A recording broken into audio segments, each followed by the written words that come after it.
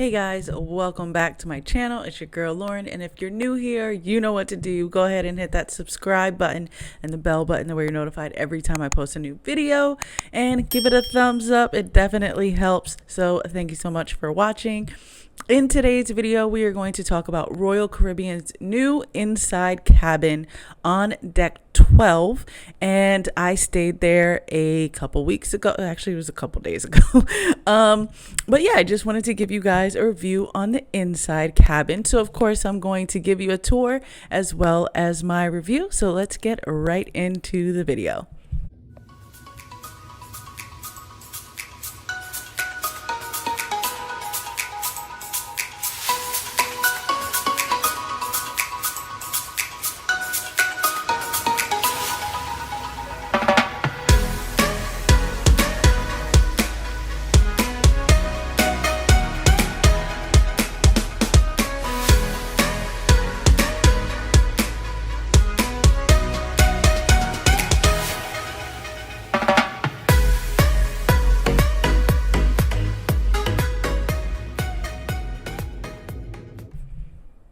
So the first thing that I would say is, one, definitely if you're new to cruising, start with an inside cabin.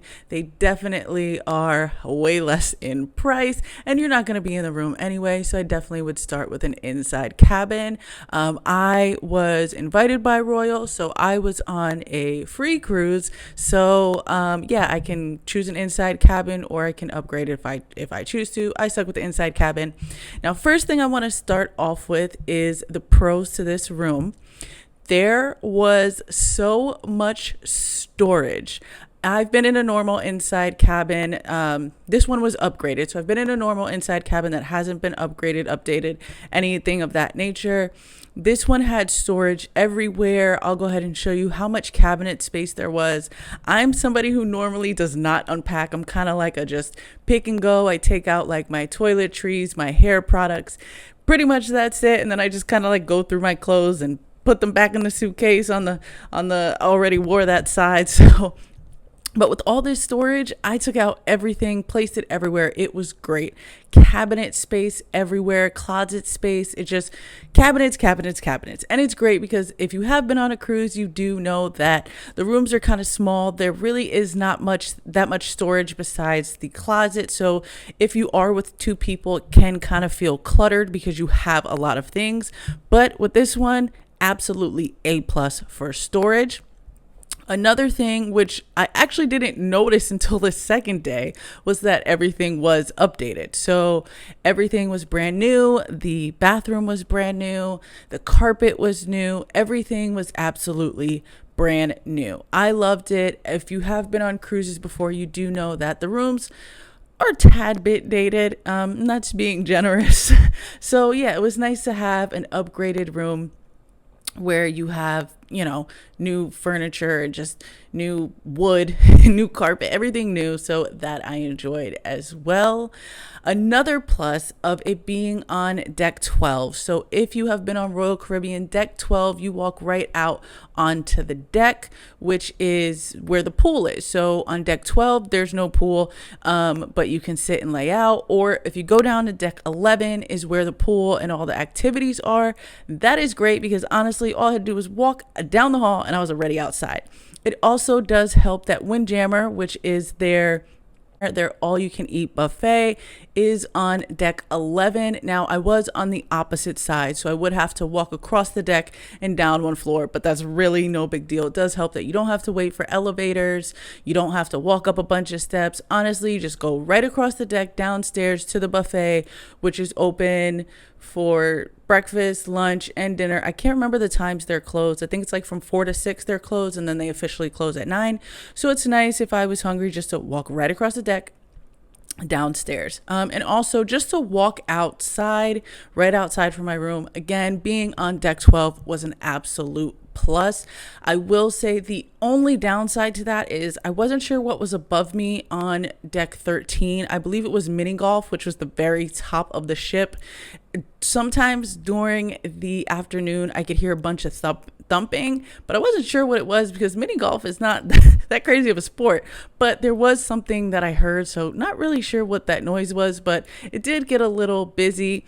Also, as far as noise, you are closer to the ship horn, so every time they would let off that horn, you basically heard it in your room. So yeah, that would be the only thing with noise, but besides that, wasn't any extra noise. Now the only downside I have to this room is it had no couch. Now I've been in inside, I've been in ocean view, I've been in balcony, I've been inside of a suite, and all of them have a couch, and this one didn't. Now, I would say I think the only reason is I'll show you a map of where my room was. It's in a very awkward angle. So it's, I'll show a picture. So you're like kind of curving.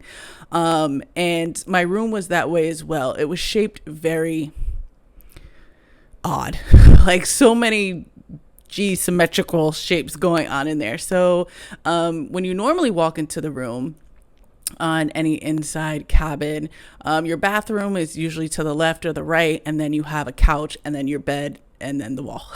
This one, you walked in and you walked straight into a closet, which was like right in front of you. To the left was the bathroom, and then to the right was your bed and your desk area. But the closet was so long, there was nowhere to put a couch. So again, I think that just had to do with the shape of my room.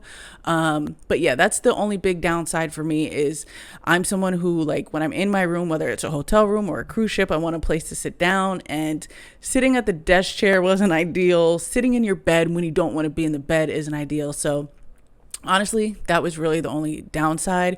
One of the big pluses that I loved was their mirror on the wall that was floor to ceiling pretty much. So, when you're getting ready to go to dinner, whatever you're trying to do, that you have a full length mirror. So I think that is great. Definitely a big plus for me. Whenever you go out in general, you want to see yourself from head to toe. So I definitely did enjoy that. And then again, the desk area had storage above it as well. Just so much storage, so much space. And again, everything was brand new. So I would give it, honestly, the only downside again for me was no couch. And I wouldn't say I felt claustrophobic, but I hadn't been inside in a very long time. I usually do ocean view just because, well, I'll give you a tip here, is you never really know what time it is.